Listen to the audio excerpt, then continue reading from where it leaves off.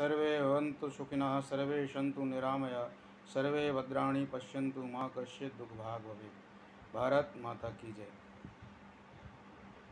सभी धर्म प्रेमियों को जैसा कि विदित है, भारतीय सनातन परंपरा हमेशा समस्त जीवों का कल्याण ही जिसने चाहा है और चाहा ही नहीं, कल्याण के लिए कार्य भी किया है।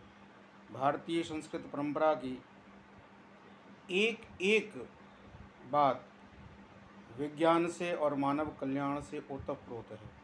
चाहे वो भारतीय पूजा पद्धति हो, भारतीय परंपराएं हो, भारतीय भोजन हो, किसी भी प्रकार की कोई भी परंपरा है तो हमेशा मानव का कल्याण करती है।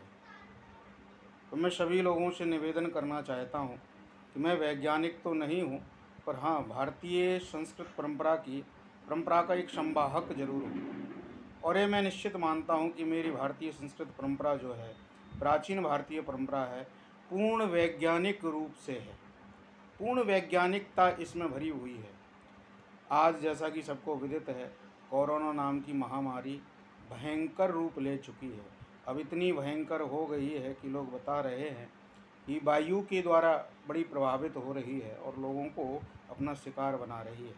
तो इससे कैसे बचा जाए, कहीं ना कहीं इसका प्रत्युत्तर भी हमारे धर्मशास्त्रों में है, लेकिन लोग विज्ञान की कसौटी पर जब तक खरा नहीं किसी को पा लेते हैं तब तक लोग मानते नहीं हैं।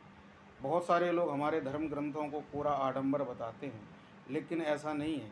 भारतीय संस्कृति परंपरा में ऐसा कोई भी प्रश्न नहीं है जिसका उत्तर नहीं। और विदेश के लोग हमारी भारतीय संस्कृति परंपरा से सीख ले रहे हैं, तो क्यों ना हमको भारतीय परंपरा की ओर चलना चाहिए।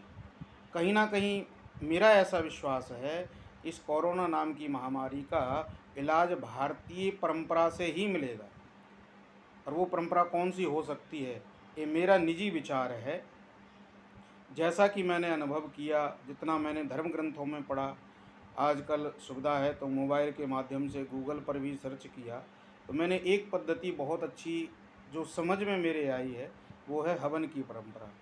हमारी भारतीय प्राचीन परंपरा में नियम था, कोई भी शुभ कार्य करने से पूर्व हवन किया जाता था। यहाँ तक कि कई लोग नित्य हवन करते थे।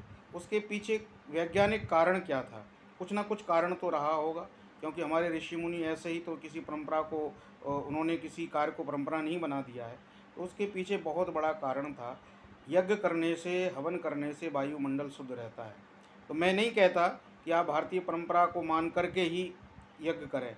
वायुमंडल को शुद्ध मान करके तो विज्ञान भी मानता है, और उसके लिए आप लोग गूगल पर सर्च करें, विकीपीडिया पर एक बहुत अच्छी जानकारी आज के पढ़े लिखे लोगों के लिए। धर्म को जो मानते हैं उनके लिए तो धर्मशास्त्र पर्याप्त है, और जो विज्ञान को मानते हैं उनको गूगल पर भी उपलब्ध हो जाएगा। तो हवन से वायुमंडल शुद्ध होता है, तो क्यों ना एक नई परंपरा आरंभ करें। नित्य केवल 10 मिनट, ज़्यादा नहीं, केवल और केवल 10 मिनट रोज़ नित्य घर में हवन करें। और हवन में ज़्यादा कुछ नहीं करना। आपको मंत्र नहीं आते, कोई बात नहीं। आपको कोई विधि नहीं पता, कोई बात नहीं। आप यथाशक्ति पीपल की लकड़ी मिल जाए, गाय के गोबर के उपले कंडे मिल जाएं, उन पर हवन करिए। और कुछ नहीं करना, घी और उसके संग में कुछ समिधा आप एकत्रित कर लीजिए, और कुछ औषधियाँ उस हवन सामग्री में सम्मिलित कर दीजिए। औषधियों में कपूर, लौंग, नीम, तुलसी और गिलोय, इनकी थोड़ी थोड़ी मात्रा लेकर के हवन सामग्री में लगा करके और नित्य 10 मिनट, केवल 10 मिनट अपने घर में हवन करिए। मुझे ऐसा विश्वास है परमात्मा की कृपा से और हमारी भारतीय संस्कृति परंपरा की कृपा से, ये निश्चित ही अगर प्रत्येक घर में ये हवन कार्य प्रारंभ हुआ तो निश्चित मानिए 1 महीने में शायद ईश्वर की कृपा रहेगी तो ये कोरोना नाम की बीमारी बिल्कुल भारत को छोड़ करके चली जाएगी। भारत को ही नहीं अपितु विश्व को छोड़ करके चली जाएगी। तो ऐसा मेरा विश्वास है।